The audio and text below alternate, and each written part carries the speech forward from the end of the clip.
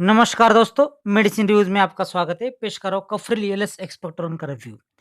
कफरिल LS expectorant मिडमैन organic का best quality product है।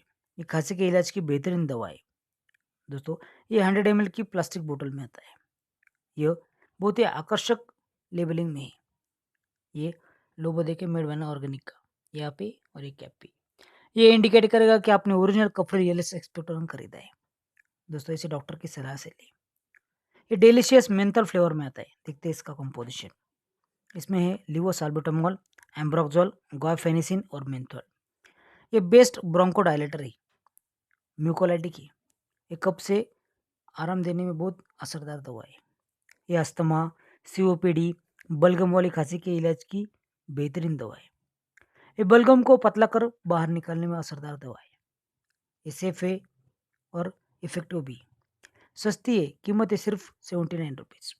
इसकी मात्रा है 2.5 साल से 5 साल तक 2.5 ml 3 बार, 6 साल से 12 साल तक 5 ml 3 बार, 12 साल के आगे वजन के हिसाब से 5 या 10 ml।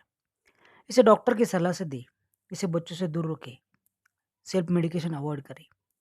ये सभी मेडिकल स्टोर्स में और ऑनलाइन उपलब्ध है। अगर आपको वीडियो पसंद है तो लाइक करें, चैनल को सब्सक्राइब करें। धन्यवाद।